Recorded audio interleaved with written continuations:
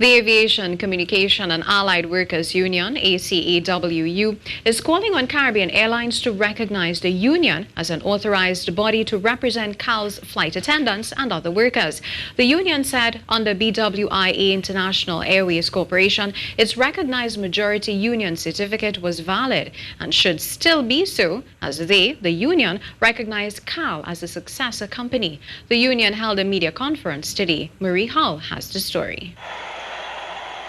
President of ACAWU, Peter Farmer, said the conditions that the workers have to endure go against industrial relations standards.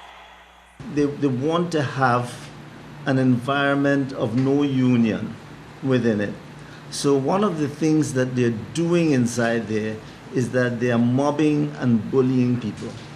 The employees are scared to speak. They don't want to be known to be members of a union and so on. They're not recognizing the union, and it's very difficult. Caribbean Airlines Limited was founded in September 2006. A year later, another union, the Communications, Transport and General Workers Trade Union, filed a matter at the Industrial Court, challenging the successorship of the company. The court ruled that CAL, as the successor to BWIA, was constrained by the provisions of Section 48 of the IRA. They have had a decision by the court that they are a successor company. They have decided to just continue and perhaps run matters straight up to the Privy Council. In response to the union, officials at Caribbean Airlines Limited said the matter was being dealt by the airline's attorneys. Marie Hall, TDT News.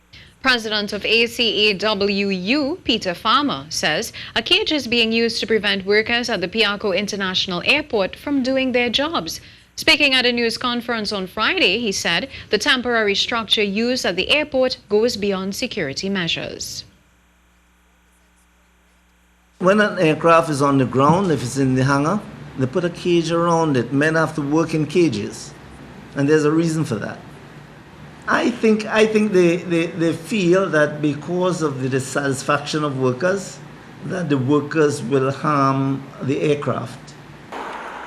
In response, officials at Caribbean Airlines Limited said, according to Civil Aviation and Airports Authority regulations, anyone wishing to access the airside restricted area at BWIA, which includes the hangar or Caribbean Airlines compound, are subject to screening and other security controls.